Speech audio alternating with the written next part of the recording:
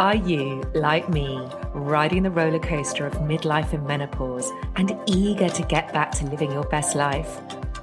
Are you tired of low energy, a short temper, and endless self-doubt? Well, it's time to stress less and shine more.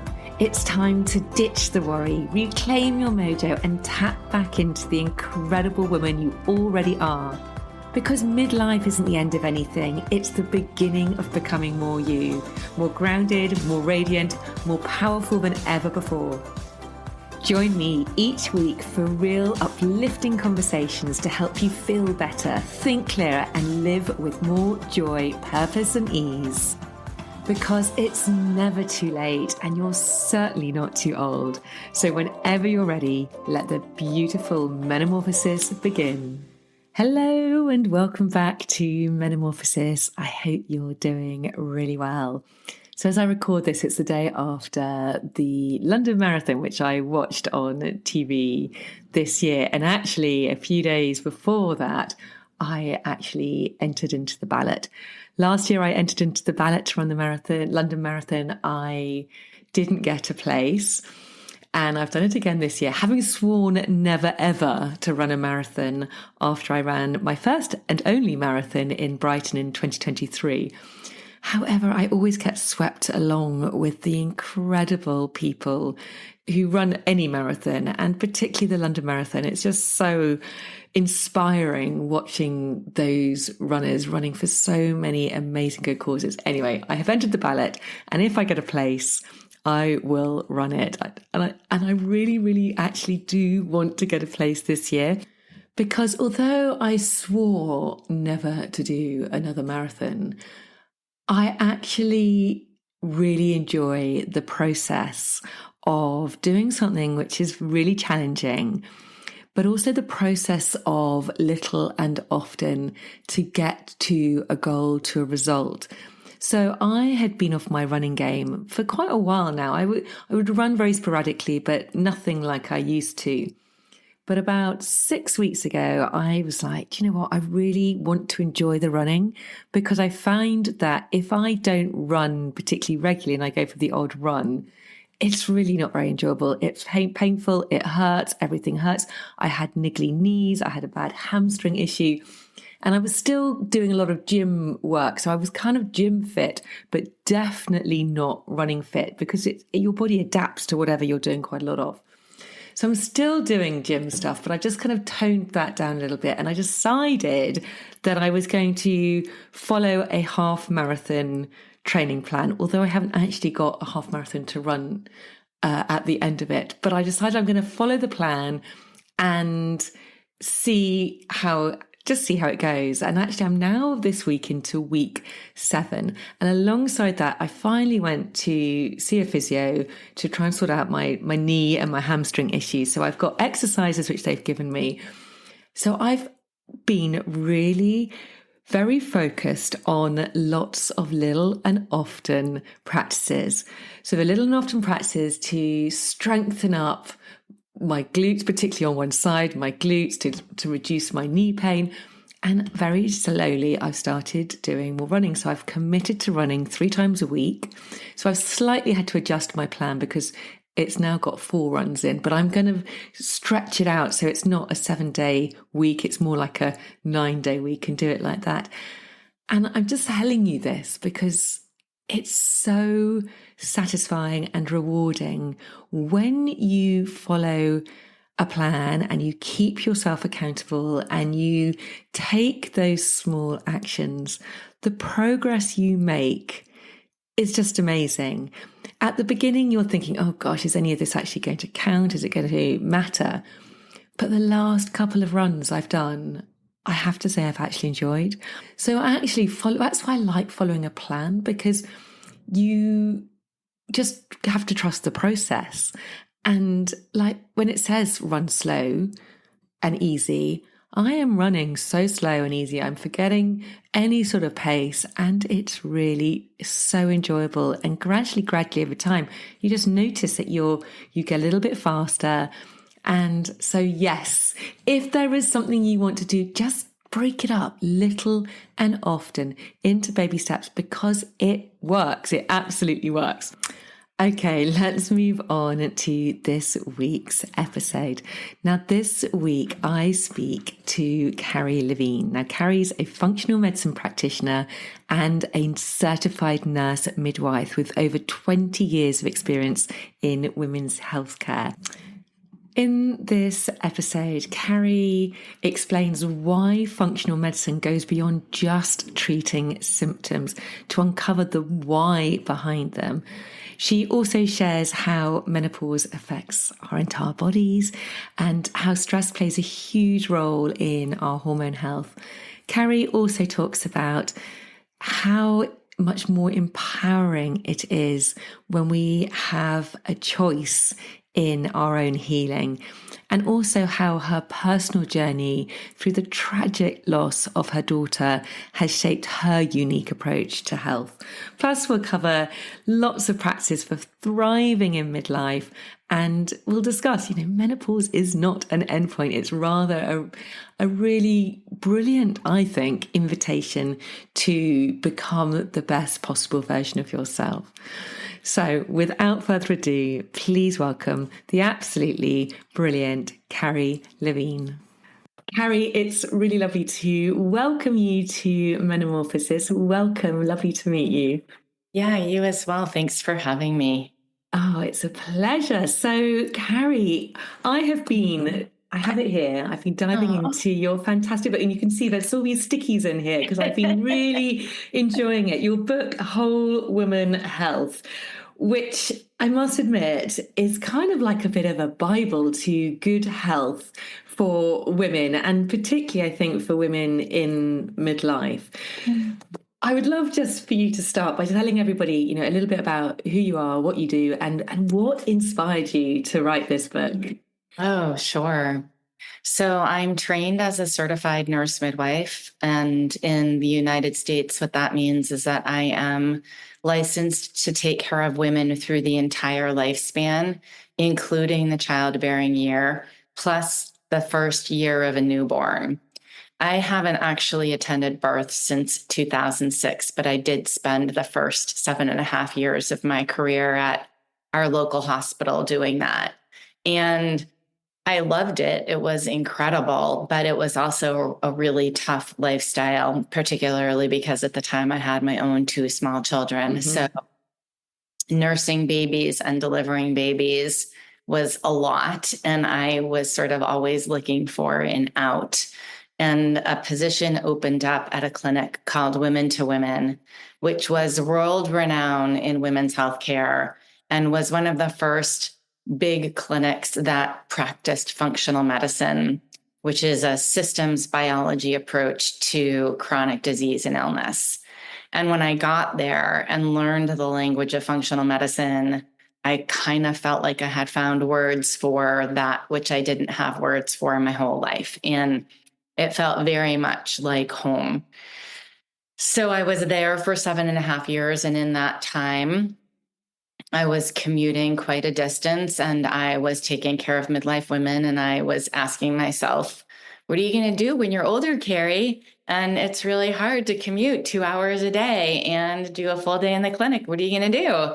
And I thought, I have to open my own practice. So I did that in 2014, and it is a home-based practice primarily. So the clinic is in the barn, although I have done satellite clinics at other locations up until this January, actually.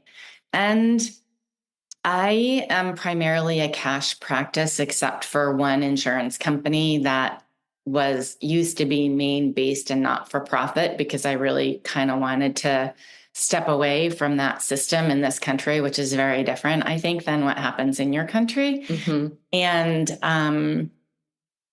And I live in a place where there is a lot of economic diversity. And I am aware that not everybody can afford to see me. And functional medicine kind of has a public relations problem with being expensive and exclusive and elitist and not for the people. And I kind of understand where that comes from. And I wanted to increase access. And I would see women at the clinic and they would be like, whoa, that is such a different way of thinking about things. Is there a book I can read about it? And there really wasn't.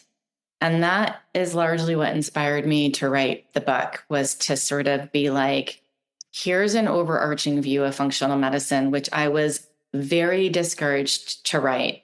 I was told general books don't sell well to a specific market. People want an answer to a problem, which is why books on specifically hormone health or particularly adrenal health or particularly digestive health generally do much better than these broader books. Mm-hmm. But I thought to myself, that's the publishing industry doing the same thing to books that healthcare does to people, which is like trying to silo and pigeonhole problems into one whole when really everything is connected to everything. So I was sort of insistent on writing the book that I wrote, which is a walk through the functional medicine matrix, which is a tool that the Institute for Functional Medicine uses to teach practitioners this model of care and how to organize patient information and how to go about taking care of people, and tried to make it super accessible and user-friendly. Here's 5 nutrition recommendations, 5 supplement recommendations, 5 lifestyle recommendations, so that people can have their first visit for $19.95 or whatever it is in the country where they live, or they can get it free from the library. So it was really an effort to put a book out there that didn't exist, an overarching view of the model so that women could get their heads wrapped around it, and increase access for people who either couldn't afford it or can't actually access a functional medicine practitioner in their community.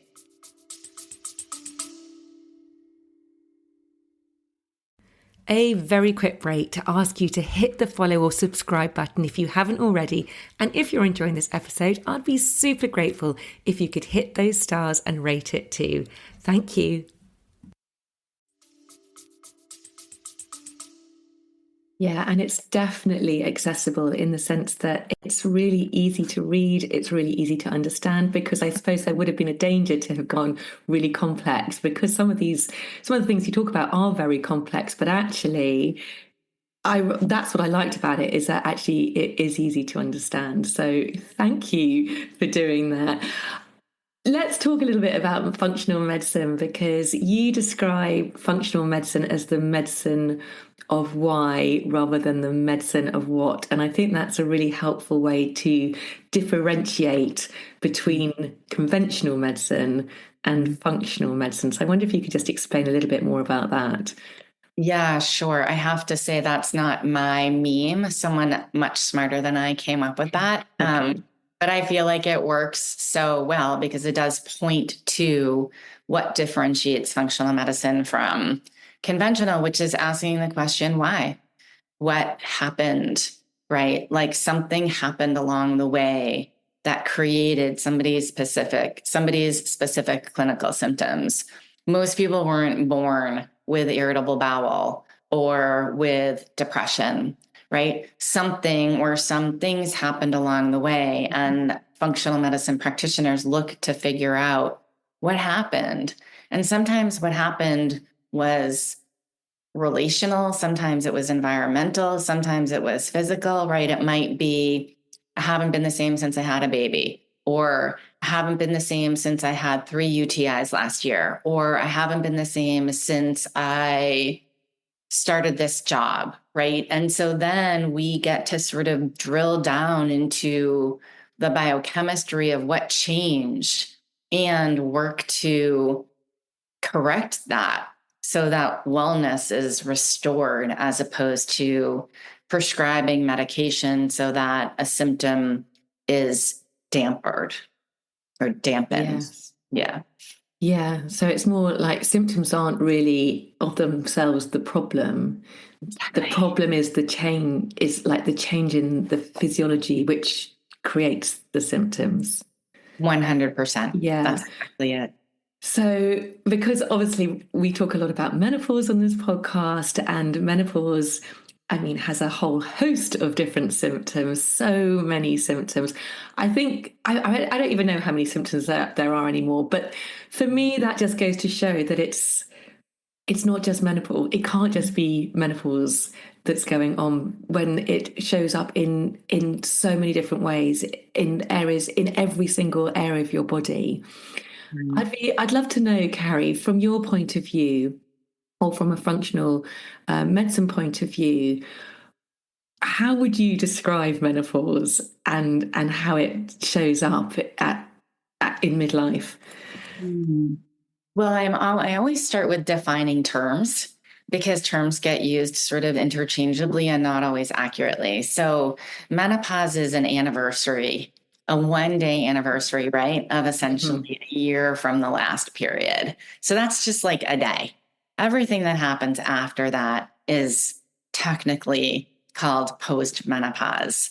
And it is super complex because it turns out we have hormone receptors in every part of our body. So when those hormones start to decline, which is the natural order of things, right? Like there's not something wrong because we feel those hormone shifts in our body. We may not like it, and it may be horrifically disruptive, but it's not a disease process, right? Like it is the Mhm. normal, natural order of things. But we will feel that everywhere. We will feel that in our eyelids because those are mucous membranes. We'll feel that in our nose because that's a mucous membrane. We may feel that in our mouth because that's a mucous membrane, right? I saw a woman last week and she's been having gum pain, severe gum pain, and she has been to the dentist and she has been to the oral surgeon and she has been to the ENT, and nobody has talked to her about the fact that maybe it's a low estrogen situation. So we started hormone therapy and we'll see, does that resolve the gum pain? So it does affect everything. And the other thing too that I think is so important, and I may have lost track of your question, Polly, my apologies. So please feel free to re-ask it. Once I get going, I'm like, is that It's what all you right. Yeah, no, let's go. I guess just to finish that thought and then Yeah. for recap your question if I missed it, is that estrogen for many, many women is an anti-inflammatory hormone. So not everybody, but for many, many women, when they have less estrogen on board, they have more inflammation. And that could be anywhere, right? That could be the frozen shoulder that has rised in people's awareness. That could be knee pain, bilateral knee pain. That could be plantar fasciitis. That could be cystitis, right? I like to say anything that ends in itis has a inflammation root cause, the home of which primarily is the gut, because that's the home of inflammation. But estrogen is a potent mediator. It influences our experience of inflammation tremendously. So things can really explode for women in midlife. Yeah, and I think what you have just highlighted is how, and I suppose it's the case for all disease, illness, is that it's all connected. And what you talk about in your book is, this how conventional medicine, you have an issue, and then you get to see the person who has a specialism in that part of the body, and then they give you something to help with the symptoms, but you're never really getting to the root. And it's the same with menopause. I think this is why it's so difficult for many women to really or anybody to join up the dots sometimes, is because there are so many different symptoms happening in all these different places in your body that there's never really been in conventional medicine someone who can look at them all with looking at the whole, looking at it with a whole umbrella kind of Yeah. perspective. And that's why it's so important, I think, to have this broader understanding of looking at the whole as functional medicine does.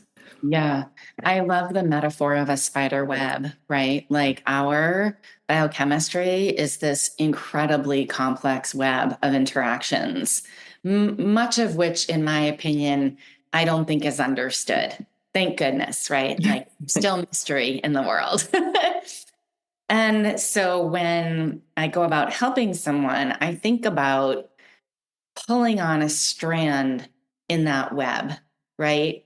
Knowing that when I pull on that one strand, the entire shape of the web is going to change. And I don't even really know how. And that kind of makes people crazy, right? Because people want definitive. They want to know what's going to happen. And I say to women, in regard to hormone therapy, among other things, like, I have no idea what is going to happen in your body when that molecule hits your bloodstream. It could do nothing. It could run rampant through your body, and this systemic body pain or this cognitive issue or this genitourinary issue or this joint issue that you're having could resolve. But I have no idea. Women don't really want it. Nobody actually really wants to hear their healthcare practitioner say, I don't know. But the truth is, if I truly honor each individual woman's biochemistry, I really don't know what happens when I pull on a strand in that web. Similarly, if I pull on the gut health strand, which is the home of inflammation and the home of hormone detoxification, I don't really know what's going to happen. And I typically have to pull on a few different strands for a woman to achieve optimal wellness, because in the same way that, disease processes are not limited to one body system, there's not generally one root cause. We talk about a root cause like we can really get to the bottom of it. And we can get to some of them some of the time, and that generally yields good results. But sometimes that still remains a mystery. Yeah. So I love that metaphor of the spider's web. So can you just tell us what are the different strands which you pull on? Yeah. I mean, it's right. There's like the hormone strand, there's the GI strand, the gastrointestinal strand, there's musculoskeletal issues, right? Let's not forget, sometimes it's just simply anatomy. Simply, it's just, a spine issue or a vertebrae issue or a postural issue or a muscular issue. It's really easy to forget that one. There's transport, which is like the way in which things move around the body. That's a strand. I also will address adrenals. Sometimes we address immune system often, and that also ties into the gut. And there's overlap in a lot of this. Mm-hmm. But in regard to midlife women in particular, there is an incredible intersection between hormone health and gut health. And then you can't really address hormone health without also addressing stress, right? So the whole HPA axis, right? The brain, the thyroid, the adrenal, and the gonadal axis, which in women is ovaries, and the loop that all of those organs share, and how one of those organs is affected, the whole system is affected. And so that's I would say that's the bulk of where I spend my time.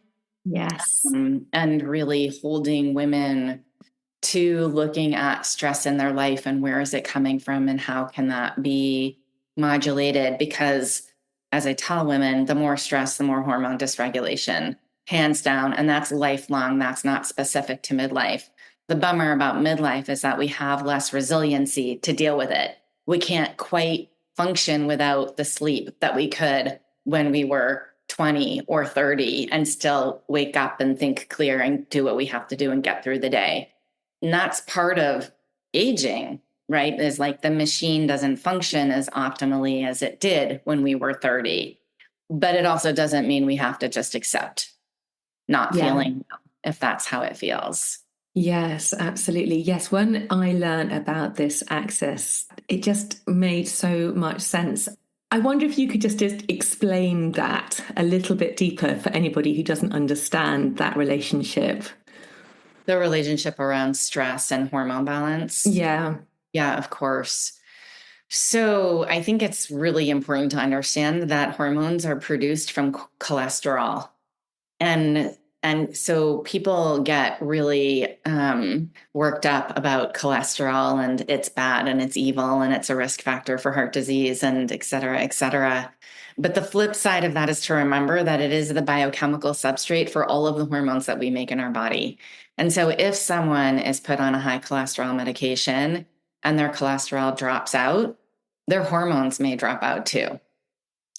Cholesterol is crucial. So cholesterol gets converted to pregnenolone, and then pregnenolone either gets converted to adrenal DHEA, which is the biochemical precursor for testosterone, which is the biochemical precursor for estrogen. And so not a lot of people understand that pathway. Adrenal DHEA is the primary precursor for testosterone, which is the precursor for our largest circulating estrogen, estradiol. So again, if we're in this situation of chronic and sustained stress, where the adrenals are needing that DHEA, they need, and that DHEA gets depleted, then we don't actually have the biochemical substrate to make testosterone. And if we don't have enough testosterone, we don't have the biochemical substrate to make estradiol, our largest circulating estrogen. So the other pathway that pregnenolone goes to is progesterone. And progesterone is largely produced by the corpus luteum, which is the sac that remains when after ovulation. And it makes progesterone. And I'm embarrassed to say this, but it just is such a testament to, I don't know everything. Nobody knows everything. So it wasn't until like within the last few months that I learned progesterone is the hormone of pregnancy. It is the progestational hormone. Nobody in how many years have I been taking care of women? Over 20 years. Not in my graduate school. Nobody, or if they said it, I didn't hear it. So in any event, progesterone is primarily produced from the corpus luteum, which is sort of what's left after we ovulate. And it's designed to make progesterone to support a new growing human until the placenta is established and that can take over the progesterone production, which is why if we don't ovulate, which is normal and natural during midlife, then we don't have much progesterone. And it is largely that low progesterone that early in perimenopause, that premenopausal time, drives our symptoms. So in terms of feeling as well as we can at midlife, what I really like the way you speak about is that we all have choice. We have a choice. And I think sometimes we forget about that. We can feel slightly disempowered because we're so used to handing over our power to the medical profession and we feel that they know best. You know, it's that whole doctor knows best. And we want to get a pill just to make us feel well. But actually, when we realize we have more choice, it's so much more empowering. Yes, there are medications such as HRT that we can take, and for some women it's an absolute godsend and a lifesaver. But we also have so much choice in what we've put into our body, how we move our body, and as you say, how we manage our stress. So I wonder if you could just talk a little bit more about that, because I think we forget that we all have choice in how we look after ourselves. I mean, I would say that really is the bulk of the work that I do, which is to just remind women that, you know, if you're tired, you could choose to take a nap and not go out or fold the laundry or do whatever chore it is, right? And that it is up to us to keep ourselves moving. Nobody else can do that work for us, and you can't put it in a pill. And so it's really, there is so much on us, right? And it is important to see that, I feel like, to frame that as choice as opposed to obligation, right? This comes up a lot. Women will be like, I can't even have one glass of red wine without feeling hungover. And I totally appreciate the sadness around that. And I also think that it's kind of amazing that our bodies are like, yeah, no, you don't actually get to treat yourself poorly and still feel well anymore. Our bodies are like, yeah, no, actually, you are going to take good care of yourself. You're not going to drink too much. You're not going to eat a ton of carbohydrates. Otherwise, your pants aren't going to fit and you're not going to be able to get off the couch. You are actually going to finally take care of yourself the way you've taken care of other people your whole life. And there's some real beauty in that if you can get there, if you can get past feeling cranky about not being able to have your wine. And so I try and frame it that way. And I also, talk to women, like the psychospiritual task of midlife, right, is to transform. Hence the name of your podcast, right? Is like, it is this gigantic transition. And we can either walk into that fire willingly, or we can go down trying to avoid it, and what I mean by that is, like, I have seen women's bodies take them down by not taking care of themselves at this time of life. And by that, I mean, they are like not able to function, not able to get out of bed, not able to go to work, not able to stop crying, like whatever it is. And it's not even like a health crisis. It's more of an emotional crisis. Mm-hmm. So it is like this invitation to take exquisite care of ourselves. And the body kind of won't tolerate anything but that, which I think is just another amazing testament to the amazing things that women's bodies do. Our bodies are like, no, you're going to live well and for a long time because you do not tolerate eating sugar the way you used to. And you are going to hurt if you don't move. And you are not going to be able to function if you do not rest. So those things become the priority. I work with women to find where they can take a step that feels manageable, because for many women, their life is way off the rails. Mm-hmm. And they know it. I mean, they've known it. They know it. They did what they felt they needed to do for their children or their careers or their families or whatever their priorities were. And they know that they've neglected themselves.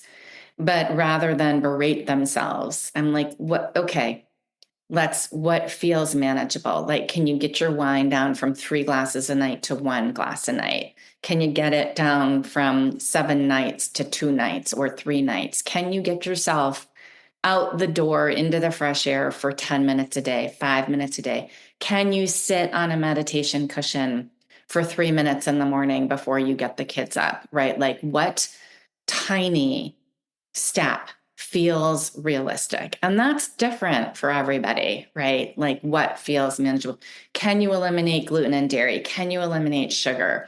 Can you strength train twice a week? Can you do a HIIT workout or a sit workout once a week, twice a week, 3 times a week, 4 times a week? Can you let yourself sleep in on the weekend? Can you decide whether or not you want to change your job? I mean, you know this, right? Because this is your thing, is this transformation that happens. And we really move from, at least in my observations, from being a person who we thought we were expected to be, to the women who we want to be, if we take it on. It's kind of beautiful, but it's also really turbulent for a lot of people. Yeah, it's really about finding the space, which a lot of women don't have in midlife, because it's such a busy time, because as you said, all the things, all the kids, the work, the noise, all of it. But it's about finding the space and actually tuning in and listening. What is going on? I've always referred to symptoms of being like a wake-up call. It's like these little voices popping up and saying, right, something's going on here. I don't like this. Something needs to change. So what is it that needs to change? And that I've always kind of referred to it like that. And that's how I always saw it. It's like, my body can't cope with the way that you're living, but it's that I'm living my life anymore. So what can I do differently? Something needs to change. I suppose what's very interesting is then how people respond to that. And as you say, some people just aren't ready to make those changes. They're just not ready. I did like in your book how you had that, it was almost like a matrix of change, because some people, as you say, they're just not going to do it, and they would rather have the issues and stick with that. But there is this sort of spectrum where it goes all the way through to, okay, I'm prepared now to have one glass of wine less, to actually, I've now realised that not having any wine at all is going to help me the most. But then I was interested in that. I have had moments where I've probably fallen into that, where you get so regimented about, I absolutely have to eat this way, cut this out, do the workout, and it kind of interferes with every life. So I thought that was just such an interesting way of looking at it. Yeah, I mean, it's true, right? And we're so primed for that perfectionism, right? That feeling like we have to be perfection to be well. And then how about the whole group of women who are doing all the things, right? They're taking really great care of themselves, but they still are having hot flashes, night sweats, vaginal dryness, foggy thinking, like whatever it is. And they're like, I don't get it. I'm doing all the things, but I still can't get a decent night's sleep because I'm getting woken up 15 times with night sweats or whatever it is, right? And I always go back to my early career taking care of women having babies, right? Where I say you could have the Buddha incarnate have the labor from hell, and you could take, the like socially unsupported, impoverished, fast food eating, cigarette smoking woman, and she'd pop out her baby in 2 hours.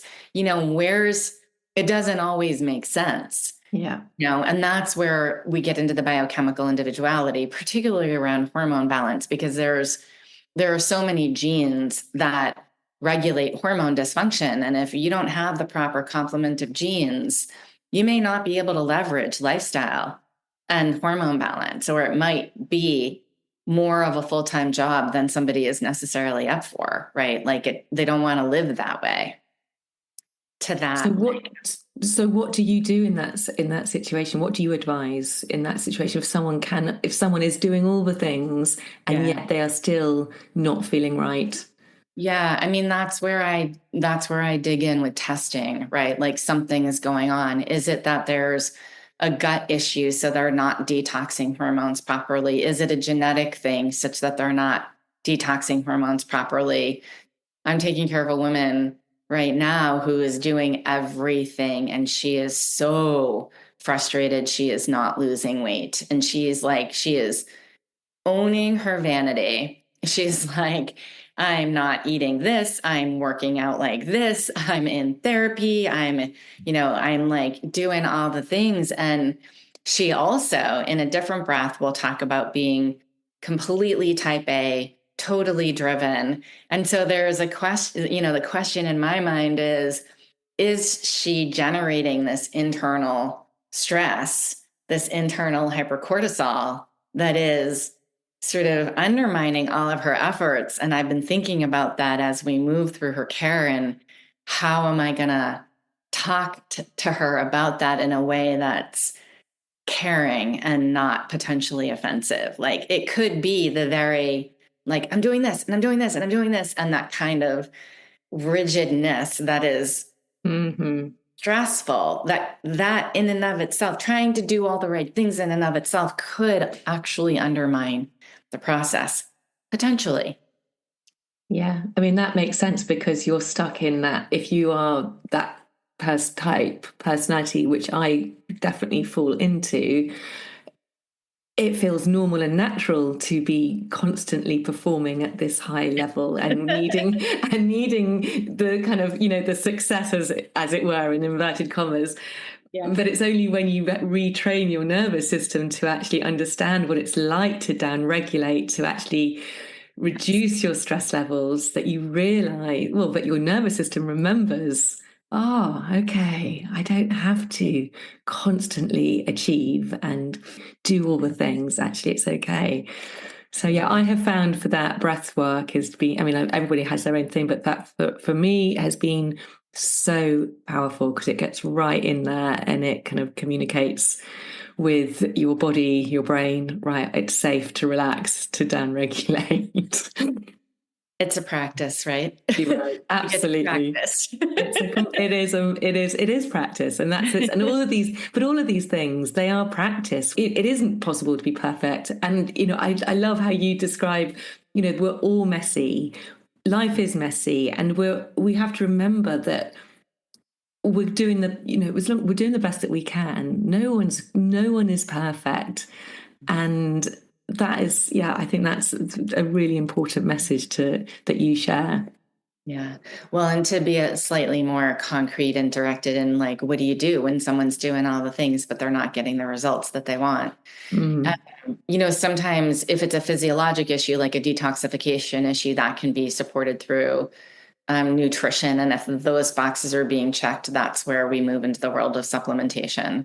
And that is sort of right as we move along the continuum of intervention, that is a place where potentially hormone therapy, something from the outside world, may or may not be helpful. But as I wrote about in the book, there is a huge group of thinkers who talk about when someone is stuck in their healing, it has to do with a previous trauma, and redirecting people to that vagus nerve issue and what is happening in the central nervous system. How is that affecting biochemistry? And are they open to that possibility and doing the work to address it? Because some women are and some women are not.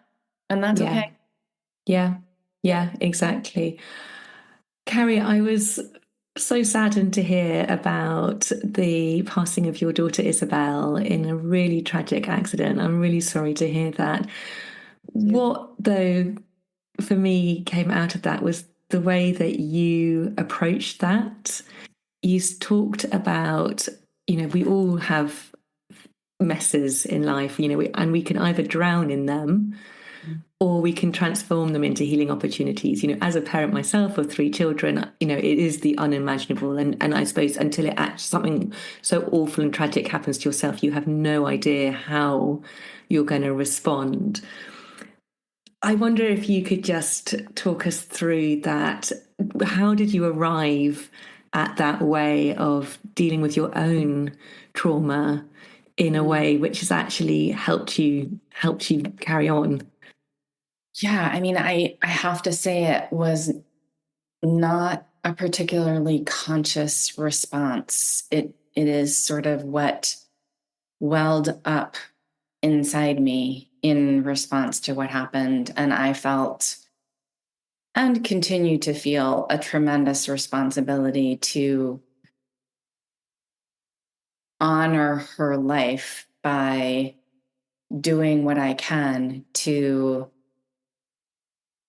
live my own good life and help women do the same thing. It's interesting to have a child die. When that happens, you realize you're really not alone. Like, it's not that uncommon. I mean, it feels like you're the only one. But you can start looking around and be like, William Shakespeare lost 1 kid, if not more. John Travolta lost a kid. Joe Biden lost his whole family. Like, you can look around and see how many people survive it, and when it feels unsurvivable. But I felt such a tremendous charge to, and still do, to live on earth because she cannot. And she is part of informs everything that I do. I think that the book in part was, I had started writing a book many, many years before she passed, and writing a book has been one of my lifelong dreams, always and forever. And so it's not like her passing was the only thing. When she passed, I started into a writing group that a friend brought me into, and I did that for about a year, which was a lifeline. And then it sort of, I don't know if it was, I think then COVID hit, or it was before COVID, that I opted out of the group, and I was like, I think I'm just going to try and use that same block to see if I can get this book written. And I think my mind needed a point of focus. I needed something to focus on, something to structure my time around, something to distract me and also channel all of the energy and emotion. And so the book was a point of focus during that time, her passing, right? So she died in 2018 and then COVID was 2020. And when I look back, I'm like, that was a bunch of years right there. Yeah. Like that was wow. And yeah, I also sort of, one of the things that blew up for me when she died was this belief system that I had, which was everything happens for a reason. I was definitely an ascriber to everything happens for a reason. I had, I was a big believer in positive thinking. And I can tell you, I've kept a journal since I was 13. And ever since I had kids, I would end every journal writing session with, please keep my children safe and well. And so when she died, that whole belief system exploded for me. And when people say everything happens for a reason, I'm like, no, it doesn't. Sometimes stuff just happens. In the same way that sometimes women just have a hard labor because there's things that we don't understand.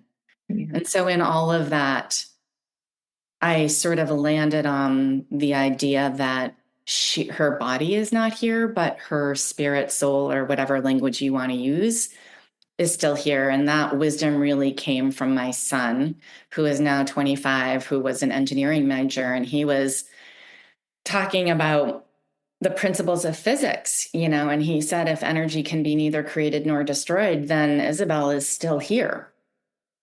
Like she is still here. And that is where I have settled my mind. And I feel that, and I live in that way, that she is still here. She is still part of, when we talk about her all the time, we joke about her. We are like, Isabel would love this. What would Isabel do? And so she's very present. She's not, people are like, is it okay to talk about it? I'm like, heck yeah.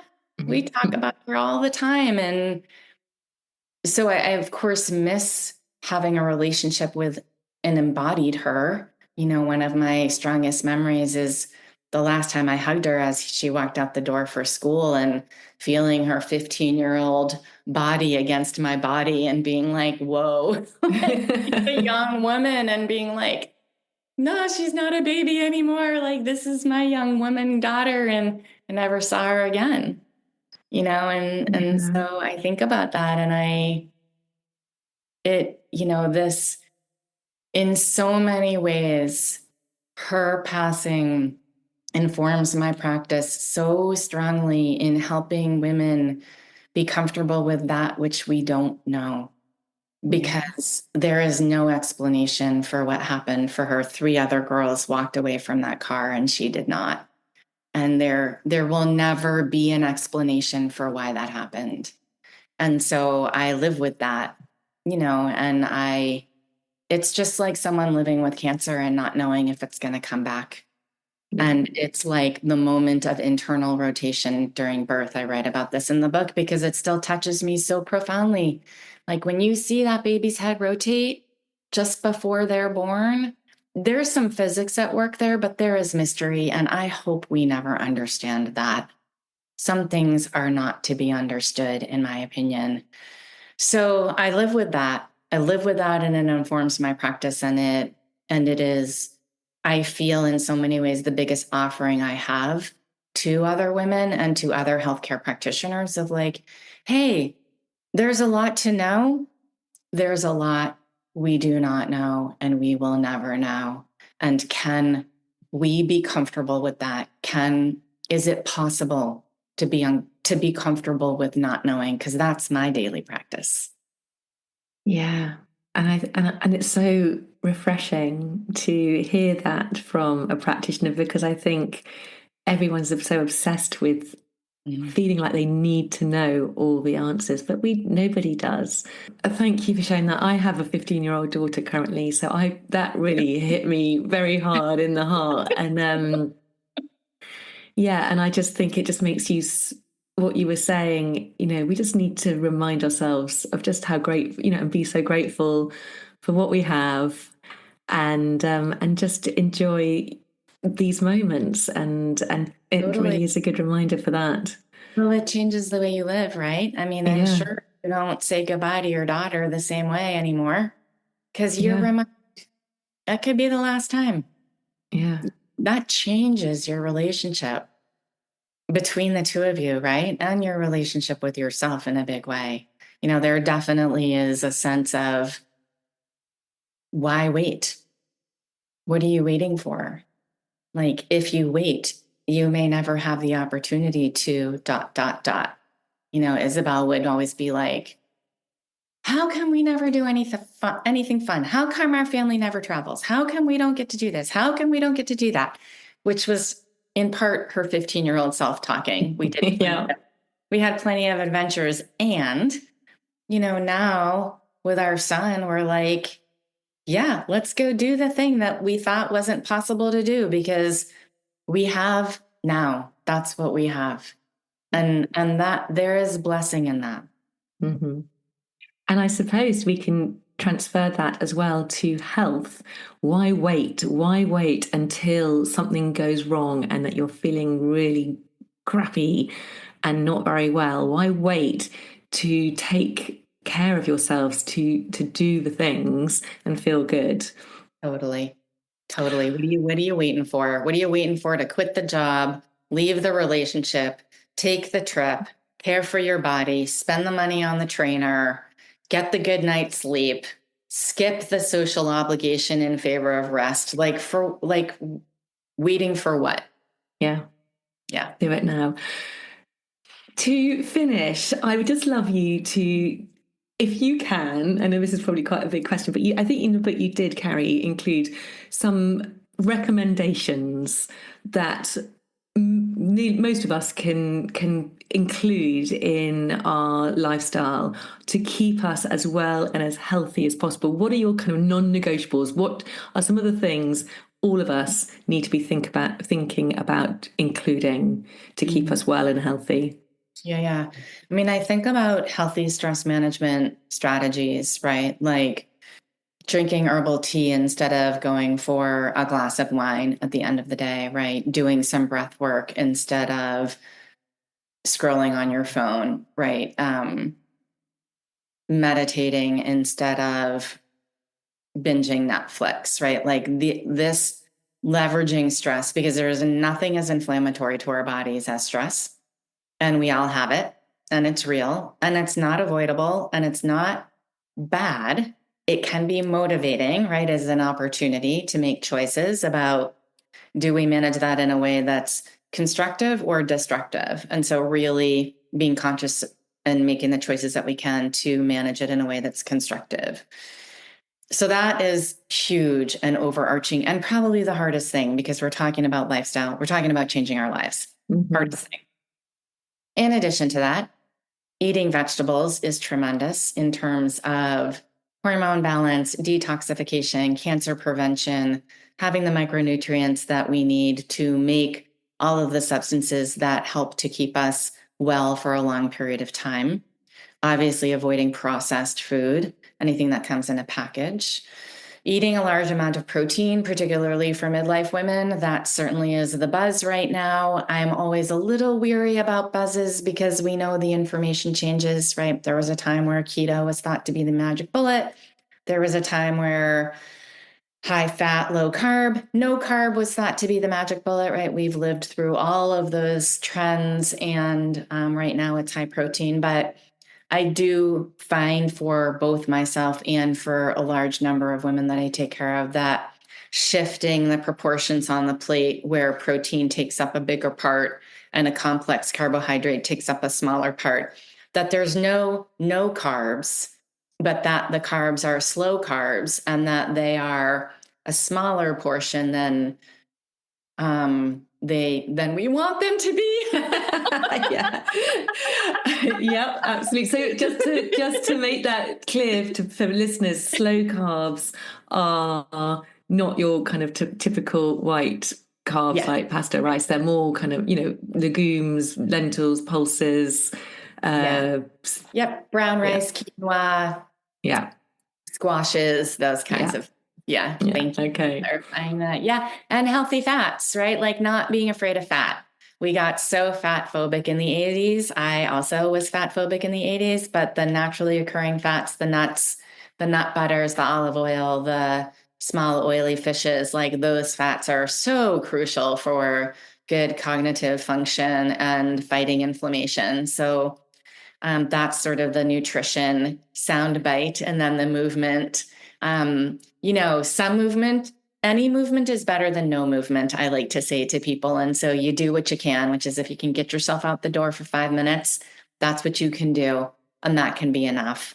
The standard recommendation right now is 5 sessions of 30 minutes of cardio plus 2 strength training sessions. That's a little bit different for menopausal women, where the research seems to be landing on speed interval training plus strength training. The beauty of that is that it shortens the time. Yep. And even I find, I'm like, really?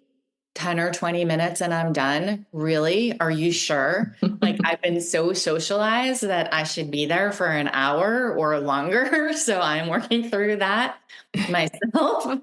But I also am just such a huge believer in getting outside into beautiful places. I don't think that there's really any medicine as powerful as the natural world, and in terms of quieting the nervous system and getting vitamin D and breathing fresh air and whatever the bioenergetics are of grounding and inspiring awe and all of the health benefits of being in the natural world. That is so on the top of my list.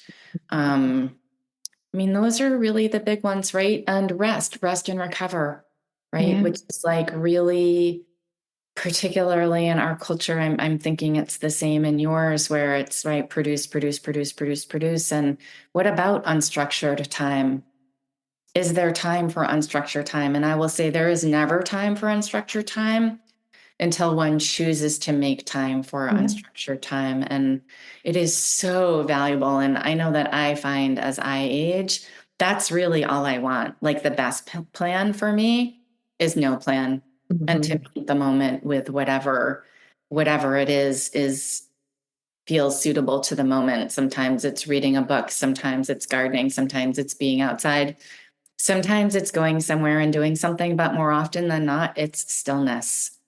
And the thing is, none of this is rocket science. It's all good, and it's stuff that we all know, but we can't say it enough because it makes you feel good. It makes a difference, and it is so important. I'm the same. I have to get outside every day. I have to whatever the weather. If I don't do that, and actually for me as well, if I don't move in some way, then I really feel it. Well, we all do. We feel it. If you go and eat, and none of us are perfect. If I go and eat like 2 donuts, which I can eat very easily do, I then can feel it. I'll then feel really heady and not feel very good. So we know it. It's just about tuning in and listening and doing the best we can to look after ourselves in the best possible way.